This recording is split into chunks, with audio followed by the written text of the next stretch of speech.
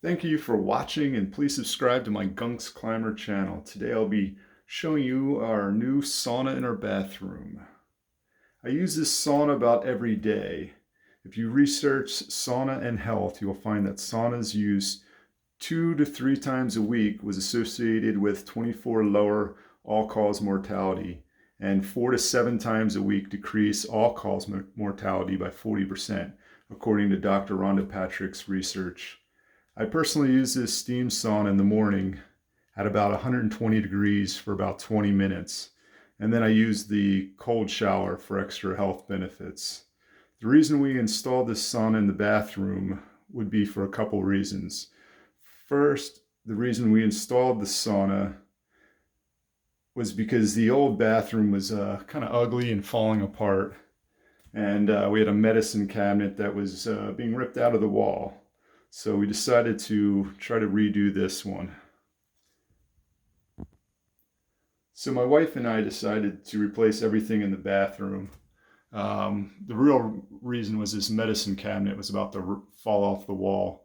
So we decided to replace that and replace the sink, repainted everything in this room, put new lights up. It was like 70s gold plated faucets and everything else in this room, so it looks much better now. We even replaced the new toilet with a double flushing toilet, which kind of is nice. We replaced everything except our shower at the time, and we actually got a quote for a new shower, and I think the quote was for like 10 grand or something ridiculous like that. And it was an old vinyl shower. So we decided to just look online, see what we could find, and we found this shower here for $2,500, and I think we got this at Home Depot. It's all glass, even the ceiling's glass. It's got the rain shower head in the middle. It's got a normal shower head that's actually hanging right now. I actually used it in the morning. And it has the side showers, which I'm not quite sure why anybody would want to use those, but they're there. And these holders here on the side even come with the shower. It's really easy to put together. The hardest thing was basically the tub. I had to replumb the PVC pipe into the center drain. Our old shower ended over here and would drain straight down, so I just redid that. And the only other difficult thing to hook up is the wiring. You have to get an electrician to do the wiring. It's a 220 volt system, and you need to make sure you have a GFI shut off on your electric box.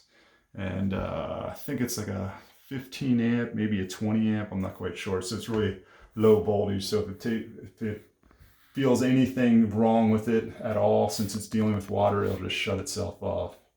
Let me put this down. It's easy to use, except it's a little confusing because you have the shut off on the actual so everything that you do here, it locks. There's like a little lock thing that lights up there. So whenever you want to do anything, you have to push the center button and then choose what you want to set. So you can set it to your music. It does have a radio. Yeah, you can hear the radio. We don't usually use the radio. What else does it have? I always turn the fan on. It's not it doesn't suck anything out of the shower. It actually blows into the shower. So when you have the steam sauna on, it kind of circulates all the steam in the shower, which is kind of nice.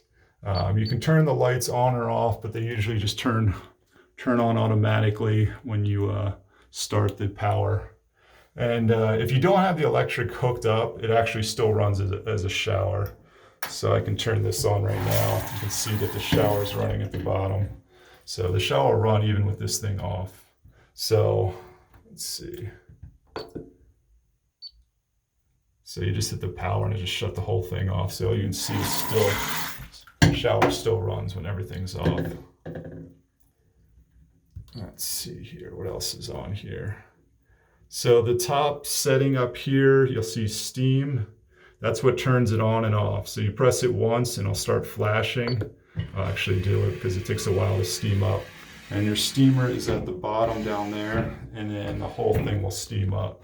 And then you can just press it again to turn it off. The setting, actually I'll turn it on because you can't get to any other settings. So I'm gonna go right to temp. You can hit the temperature right there and you'll see it's set for 45 degrees. I realize like 45 degrees is actually 50 degrees Celsius, and 50 degrees Celsius is about 120 degrees. So that's like the 45 is pretty much the max you'll want to do it. It's almost like all this sweat on you starts to boil at that point. It is really hot. I mean, you could go hotter. I think the thing goes up to like 60 maybe. Let me see what I can get up to. Yeah, it goes up to 60, but like I said, that's really hot. All right, I'm gonna actually turn this thing back off because it's actually starting to steam up. Kind of see the window down there's actually clouding up. But let's see what else is on here. And to set this whole thing up is pretty simple. The hardest wall to put up is this back wall, and like I said, they're all glass. They have these fittings right here, which are really easy. You just need an Allen wrench, and even the roof has them. So it's really simple to set up, not too bad. Let's see here. So the back wall is the heaviest. I mean, this whole thing weighs a ton. That's the only thing you should be prepared for is when you actually get it. You'll probably actually have to rent one of the trucks from Home Depot to get it back to your house, because this thing, it was hundreds of pounds to lift the whole box and everything that comes in it, because each one of these plates of glass is protected with foam, you know, because you don't want to have anything crack on transit. So they really pack it quite well. So it's difficult. We actually brought it back to our house and opened the boxes and brought up each pane of glass separately because it was so heavy. I mean, you wouldn't be able to lift the box itself anyway. It weighs too much. And then, like I said, the back one's the heaviest, but once you have that back wall and you have a side wall hooked into it, it's pretty simple. And obviously you hook up the floor first. And like I said, if you just center in where you need to for your drain, you're pretty much set. Now these wood panels come up.